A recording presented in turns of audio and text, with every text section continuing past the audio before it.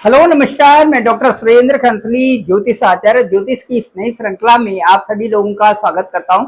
आज हम बात करेंगे वृश्चिक राशि स्कॉर्पियो साइन की। स्कॉर्पियो साइन में दो तीन इस तरह से समय चल रहा है और समय के मुताबिक दो तीन चीजें बहुत विषय जो है बहुत महत्वपूर्ण बने हुए हैं।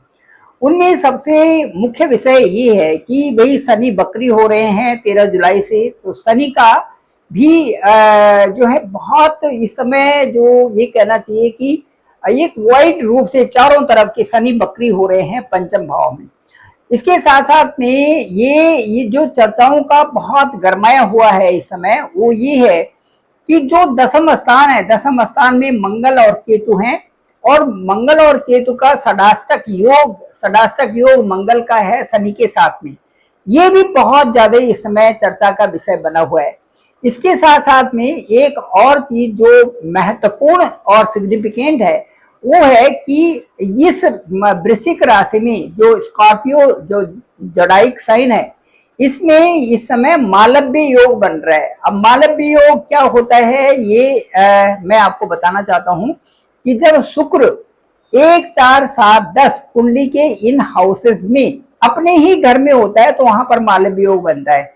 ये यहाँ पर बन गया और शुक्र जो है आपके ठीक जो है सप्तम भाव में विराजमान हो गए अपनी राशि में, यानी कि वृषभ राशि में। तो जो मंगल जो आपकी राशि के जो लॉर्ड हैं वो दसम स्थान में है। अब यहाँ पर प्रश्न ये होता है कि जब आपके ही लग्नेश हैं, आपकी ही राशि के लग्नेश हैं और आप ही सेनापति हैं और आपके ही लगन के लॉर्ड है और बैठे हुए हैं कहाँ, दसम में। तो दसम स्थान में मंगल जो साउथ की डायरेक्शन होती है वहां पर बहुत अच्छे रिजल्ट्स देते हैं, नंबर 1। दूसरा, जो मंगल का और जो सूर्य का दसम स्थान में जाना, यहां से उनको एक दिशा बल भी मिलता है, दिग्बली होते हैं यहाँ पे। तो ये यहाँ पर जो दसम स्थान है ये मंगल के लिए सबसे परफेक्ट स्थान है यहाँ पे। तो जब आपके लग्न के लॉर्ड ही हैं और दसम स्थान में जा रहे हैं तो इसका मतलब क्या हो गया, सीधे सीधे आप ही कैलकुलेशन करिए और आप ही जानिए कि वो डायरेक्शन जहां पर की बहुत अच्छा जहां पर रिजल्ट मिलेगा, नंबर 1। और वो हाउस जहां पर की मंगल और सूर्य के लिए बहुत अच्छा होता है ट्रांजिट करना, तो उसका दोनों का रिजल्ट क्या होगा, वो प्लस प्लस प्लस ही होगा। दूसरा, इसके साथ साथ में मैं ये कहूंगा कि वो स्थान किस चीज का है, कालपुरुष कुंडली के अनुसार आपकी राशि से और आपकी आपकी वृश्चिक यदि स्कॉर्पियो आपका असेंडेंट है तो यहां से यदि हम काउंट करते हैं तो 1, 2, 3, 4, 5, 6, 7, 8, 9, 10, तो 10 यानी कालपुरुष कुंडली का भी 10वां स्थान है जहां पर कि मंगल का इस समय गोचर चल रहा है। अब मंगल का गोचर यदि हम यहाँ पर देखते हैं कि ठीक जो है दसम स्थान है और कालपुरुष की कुंडली भी देखते हैं तो कालपुरुष की कुंडली में मंगल दसम स्थान में बहुत अच्छा है, बहुत अच्छे रिजल्ट्स देने वाले हैं। किस लिए, आपका वहां पर जो कारोबार है, जो जिस क्षेत्र के आप व्यवसायी हैं, जिस फील्ड में आगे चल रहे हैं, जिस फार्मास्यूटिकल कंपनी को आप आगे बढ़ा रहे हैं, जिस मेडिकल क्षेत्र में आप आगे जा रहे हैं, जिस डिफेंस क्षेत्र में आप आगे हैं, जो भी आप मैथमेटिकल प्रैक्टिसेस से आगे बढ़ रहे हैं, जिस फील्ड में भी आप प्रोफेसर हैं, जिस फील्ड में भी आप इंजीनियर हैं, जिस फील्ड में भी आप जो कार्य कर रहे हैं व्यावसायिक तौर से, वो यहाँ पर सक्सेसफुल होने वाला है, इसमें कोई संदेह की बात नहीं है। हाँ, ये जरूर है कि केतु वहां पर आपको सही डायरेक्शन भी दे रहे हैं अंदर से। केतु वहां पर ये भी कह रहे हैं कि आपके लिए जायज क्या है और नाजायज क्या है, केतु यहाँ पर ये चीजें दे रहे हैं। साथ साथ में केतु ये बता रहे हैं कि भाई जो है इस समय थोड़ा स्पिरिचुअलिटी भी मेंटेन करो, हनुमान चालीसा भी पढ़ो, सुंदरकांड भी पढ़ो, मंदिर में भी जाओ, मंदिर में झंडा भी लगाओ, और आप जो है धार्मिक क्षेत्रों में इस समय यदि जाते रहेंगे तो आपका जो मंगल का प्रभाव है आपके लिए बहुत अच्छा होने वाला है, क्योंकि सेनापति है तो कोई गलती ना हो जाए, इसलिए स्पिरिचुअलिटी को भी मेंटेन करना है, बैलेंस तो करना ही है। तो उस बैलेंस करने के लिए आप जो मंगल से संबंधित दान भी करें, जैसे मसूर की लाल दाल होती है उसका दान भी कर सकते हैं।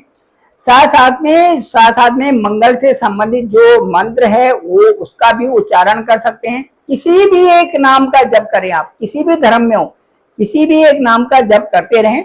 ये जो 27 जुलाई तक यहाँ पर मंगल है, इनके लिए किसी भी एक नाम का आप जप करते रहें, इष्ट का नाम जप करते रहें, बस वही पहुंचेगा सब। इसमें कहने का मतलब, मेरा जप का मतलब ये है कि जो मन की शांति है, जो मन की व्यवस्था है, वो मेंटेन होती है नाम जप करने से। तो यहाँ पर ये चीजें हो जाएंगी। तो मंगल का जो प्रभाव है, या जो आपका जो कार्य क्षेत्र में बहुत ज्यादा विघ्न बाधाएं हैं, या कार्य क्षेत्र में अननेसेसरली किसी का आपको बोलना है, या कार्य क्षेत्र में आपका आपका जो किसी बॉस से टकरार हो रही है, या आप भी जो है वहां पर उकताते हैं, ये सारी चीजें खत्म हो जाएंगी उससे। क्योंकि आपके मन का जो प्रभाव है, यदि आप शांत होते हैं तो सारी दुनिया शांत होती है। कहने का मतलब ये है कि ये वहां पर आपको ये होना है कि यदि मेरे मन की स्थिति अच्छी है तो सभी अच्छे हो जाएंगे। दूसरा, वहां पर सबसे अच्छी बात ये है कि आपको वहां पर बैलेंस करके भी चलना है, और साथ साथ में ये भी सोचना है कि आपके जो कार्य हैं वो सही ढंग से, आपके कार्यों में अच्छी एक पकड़ होनी चाहिए, आपकी कार्यों में एक अच्छी लगन भी होनी चाहिए आपकी, और आपका एक डिसिप्लिन भी होना चाहिए कार्यों की तरफ, जिससे कि आपको यहाँ पर प्रमोशन भी मिलेंगे, आपको यहाँ पर हायर स्टेटस भी मिलेगा, आपको यहाँ पर कई सारी चीजों में अच्छाई मिलेगी, मान सम्मान मिलने का हाउस है ये, जहां पर मंगल है इस समय। अब इसके साथ साथ में जो राहु है वो हमारे इच्छाओं को बलवान करते हैं। इच्छा हर तरह की इच्छा हो सकती है, तो इच्छाएं सामने से दिख रही हैं चौथे हाउस से। और उसके साथ साथ में चौथा हाउस जो है वो शनि का है। शनिवत राहु है, शनिवत राहु वहां से ये बता रहे हैं कि भाई कार्यों को आप करिए, तो करिए, तो मतलब इसमें क्या करना है, आपने जल्दीबाजी नहीं करना है। यहाँ पर करिए करिए करिए इस तरह से हो रहा है, तो आपने जल्दीबाजी नहीं करना, आपने कार्यों को अपने अनुसार करना है और विधिवत करना है, जिससे कि किसी तरह से भी कार्यों में कोई व्यवधान ना आए। ये नंबर 1। दूसरा, राहु को कंट्रोल करते हुए राहु का भी जप करिए। ओम ब्रह्मा मुरारी त्रिपुरांतकारी भानु शशि भूम सुतो बुधस्य गुरु शुक्र शनि राहु कीतवा सर्वे ग्रह शांति करा भवंतु। शनि मंदिर जाइए और वहां पर ये उच्चारण करिए 108 बार, बहुत ही सुंदर है। ठीक है। तो इसके साथ साथ में जैसे आजकल गुप्त नवरात्र भी चल रहे हैं, तो जो हम ये मानते हैं कि शक्ति का स्वरूप चराचर विश्व में गुप्त नवरात्रा में, ये जब नवरात्रा होते हैं उस समय चलता रहता है, और वो जो है सारे विश्व की भलाई के लिए, सब पे जितने भी जीव हैं, किसी भी धर्म के हैं, सभी धर्मों की रक्षा करने के लिए वो शक्ति जो है सबके अंदर विद्यमान है। तो उनका ये होता है कि भाई सभी ठीक रहें और सबके अंदर अच्छी मति रहे, ये है। तो इसलिए जो है हम जो भगवती की साधना करते हैं, जो माता की साधना करते हैं, उसमें पहला ही मेरे ख्याल जो ये श्लोक है बहुत अच्छा प्रचलित भी है और इसको बोलना भी चाहिए। ओम देवी प्रपन्नाति हरे प्रसीद प्रसीद मातर जगतो खिलस्या प्रसीद विश्वेश्वरी पाहि विश्वम त्वमीश्वरी देवी चराचरस्या। इसमें यही कहा गया है, वो माता से ये उपासना की गई कि आप चराचरस्या मतलब हर जीव, हर प्राणी, हर जगह आप व्याप्त हैं, इसलिए आप जो हमारी रक्षा करिए। ये तो यदि हम गुप्त नवरात्रा में भी इसी उपासना को बार बार करते रहें, तो ये हमारे मन की जो स्थिति है उसको मेंटेन करके रखता है। ये सारी चीजें तो मैंने मंगल और केतु और राहु के बारे में आपको बता दिया। कोई परेशान होने की जरूरत नहीं वृश्चिक राशि वालों को। ऐसे नहीं कि कोई बेचैनी हो जाए और हम किसी के साथ लड़ने के लिए चले जाएं, कुछ ऐसा तो जाता नहीं कोई। और इसीलिए जो है इसको मेंटेन करके भी रखना है, तो उससे आपका जो वर्किंग प्लेस भी ठीक रहेगा और आप जिनके साथ में रहेंगे उनके साथ में व्यवस्थित रहेंगे। मन को ठीक करने के लिए उपाय तो जरूरी है। अब इसके बाद आते हैं शुक्र पे। शुक्र आपके सप्तम भाव में है और सप्तम भाव में यहाँ पर 29 जून से और 26 जुलाई तक बहुत अच्छी बात है। और यहाँ पर आपको कई प्रकार के मौके मिल रहे हैं, चाहे बिजनेस क्लास से हो, चाहे आपको एक चमक दमक की फील्ड में जाना हो, साथ साथ में आपका मैरिज लाइफ भी यहाँ पर बढ़िया सौहार्दपूर्ण वातावरण है, और उसके साथ साथ में आपके वैभव में, आपके समृद्धि में भी वृद्धि यहाँ से शुक्र करेंगे 29 जून से और 26 जुलाई तक। बहुत अच्छा है। और 26 जुलाई के बाद यदि वो अष्टम में चले भी जाते हैं तो वहां शुक्र बुध के साथ, बृहस्पति के साथ में वहां पर मिलेंगे, तो वहां पर जो जुपिटर है उनसे कोई कम नहीं है, शुक्र भी बराबर रेंज के हैं दोनों। तो मैं ये कहता हूं कि यहाँ से एक जो आपके लाभ स्थान पर दृष्टि है, वहां पर भी आपको लाभ की संभावनाएं बनती हैं। दूसरा, आपके लग्न पे दृष्टि होंगी दोनों की, जुपिटर की भी और शुक्र की भी। तो लग्न पे दृष्टि होना मतलब हमको बहुत समझाने का काम वहां पर आ जाएगा। तो वहां पर एक से भले दो गुरु हमें समझाने का काम कर रहे हैं कि भाई आपको आगे कैसे बढ़ना है, आपकी पर्सनालिटी डेवलप कैसे हो, आप समाज में कैसे प्रतिष्ठित हो, आपको क्या करना चाहिए क्या नहीं करना चाहिए, वो दोनों गुरु हमें वहां पर आशीर्वाद दे रहे हैं। इसके साथ साथ हमारे पराक्रम भाव को भी वहां पर बढ़ा रहे हैं। देवगुरु बृहस्पति की तो जो दृष्टि होती है, नवम दृष्टि होती है, एक प्रकार के ईश्वर का पूरा पूरा आशीर्वाद होता है। बृहस्पति की जो नवम दृष्टि होती है, जुपिटर जो 9th एस्पेक्ट होता है, वो बहुत मतलब ये समझे कि सीधे सीधे ऊपर वाले का आशीर्वाद आपके ऊपर है। तो वहां पर जो पराक्रम भाव है, इसका मतलब है कि जो हम कार्य कर रहे हैं उनके ऊपर, हमारे ऊपर ईश्वर का हाथ है। तो हमारा पराक्रम के ऊपर हमारा हाथ है, ईश्वर का हाथ है। इसका मतलब है कि जो भी हम कार्य करने जा रहे हैं, जो भी प्लानिंग्स हैं, जिधर भी हम जा रहे हैं, उसमें हमें सद्बुद्धि प्राप्त है। तो ये तो अच्छी बात होगी।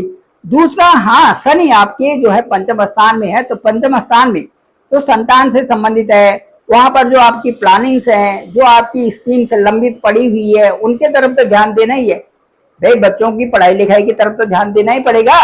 साथ साथ में जो लंबित आपके साथ में कार्य चल रहे हैं उनके बारे में सोचना तो पड़ेगा ही पड़ेगा। छोड़ थोड़ी देंगे किसी की चीज को। हमेशा शनि कहते हैं जहां पर भी रहते हैं कि आपने कोई चीज गिव अप नहीं करनी है, आपने लगे रहना है उस पर। और जब आप लगे रहेंगे तभी आपको सामने दिखाई देगा कि हाँ ये चीज हुई है और इस तरह से मैं आगे कैसे बढ़ा। ऐसा नहीं भाई, ऐसा नहीं चलेगा। शनि महाराज ये कहते हैं कि यदि आप किसी की कुंडली को एनालिसिस करते हैं तो उसमें नहीं, एक नहीं, दो नहीं, तीन नहीं, चार नहीं, आप जितना वो पूछें, और जब तक वो वहां से ये कहेंगी कि पंडित जी बहुत बहुत धन्यवाद आपका, और आपने मेरी कुंडली का पूरा एनालिसिस कर दिया और मैं संतुष्ट हूं, जब तक ये सामने से आवाज ना आए तब तक आप उनके साथ में बात करते रहिए, क्या फर्क पड़ता है। ठीक है ना जी भाई। यदि आप एस्ट्रोलॉजर हैं, यदि आप किसी को कुछ बताना चाहते हैं तो खुल के बताइए ना। जिस चीज की क्या पता हो सकता है कि आपका जन्म इसलिए हुआ हो कि आप दूसरों की भलाई कर सको, तो भलाई करिए। उसमें कमाने का ही दृष्टिकोण थोड़ी रखना है। वहां पर भलाई का दृष्टिकोण पहले होना चाहिए। फर्स्ट एंड फॉरमोस्ट ये होना चाहिए कि हम दूसरों की भलाई कैसे करें, किस तरह से कुंडली को सही ढंग से एनालिसिस करें। उसके बाद जो हाउसेस हैं उनको कैसे देखें, हाउसेस का अच्छा इम्पैक्ट कैसे आए, उनको अच्छी प्रेरणा कैसे मिले, ये चीजें देखनी बहुत जरूरी है।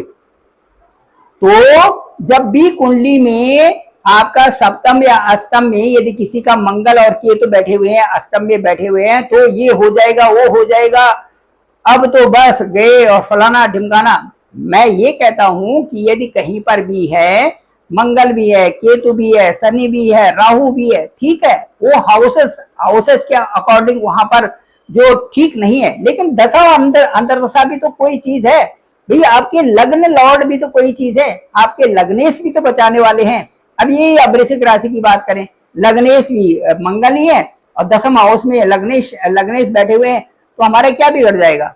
हमने तो सही दिशा में जाना है, ईश्वर का नाम लेते रहना है, उसका जो मंगल का दान है वो मंगल का दान करते रहेंगे, ठीक रहेगा, सब कुछ बढ़िया रहेगा। ईश्वर को बार बार भजेंगे, ठीक, सब कुछ ठीक हो जाएगा। ऐसे ही यदि सप्तम और अष्टम में किसी का मंगल है और केतु भी है वहां पर, तो ये नहीं है कि सबका डिवोर्स ही हो जाएगा, अष्टम भाव में मंगल भी और केतु भी है और सबका जो ऐसे ही हो जाएगा, ऐसा भी नहीं है। जो जहां पर केतु के अनुसार, केतु जिनका अच्छा होता है वो महादानी भी होते हैं। केतु जिनका अच्छा होता है वो मंदिरों का निर्माण भी कर देते हैं। केतु जिनका अच्छा होता है धार्मिक संस्थानों को भी दान देते हैं। केतु जिनका अच्छा होता है वो भ्रमण भी करते हैं, तो अपनी धार्मिकता के स्पिरिचुअलिटी को बहुत मेंटेन करके रखते हैं। तो जो ये रखेगा उनका मंगल और केतु क्या बिगाड़ लेगा साहब, वो तो प्रभु की शरण में पहले ही चले गए। अब जब शरण में चले गए तो वो मंगल और केतु ही उनकी शादी अच्छी भी बनाएंगे, उनकी जो उनका जो कहते हैं कि लव रिलेशन भी अच्छा बनाएंगे। लव रिलेशन के साथ साथ में उनकी अच्छी शादी भी होगी, उसके साथ साथ उनका वैवाहिक जीवन भी अच्छा होगा, और वैवाहिक जीवन के साथ साथ में उनकी संतानें भी अच्छी। केतु कुलस्योनिति नित्यम प्रीतिकरा भवन्तु सर्वे अनुकूला ग्रह आ गया ना। तो यहाँ पर क्या है, केतु ही कुल की उन्नति करा रहे हैं, ठीक है ना जी। तो ये राहुर बाहुर बलम करो तो केतु कुलस्योनिति, तो ये चीजें कब होती हैं, तब होती हैं कि जब आप अनुकूलता को धारण करते हो। तो जिनके अंदर वो चीजें हैं और वो लगे हुए हैं उन चीजों को करने पर, तो वो समझ गए कि मुझे इस हाउस से संबंधित क्या करना है, और बस उसी हाउस के तरह लग गए। जैसे शनि से, जो शनि की दशम दृष्टि होती है, वो कार्य आपको करने उस पर लग जाना आप जोड़कर। जहां पर जो बृहस्पति की नवम दृष्टि है, उस हाउस को देखिए जरा, जहां पर बृहस्पति आपका है कुंडली में, उसको नोट करिए 1, और वहां से जाइए जहां पर नवम दृष्टि है उस हाउस को भी नोट करिए। अब वहां पर जो हाउस है उससे संबंधित चीजों को आपने बहुत ध्यान से रखना है।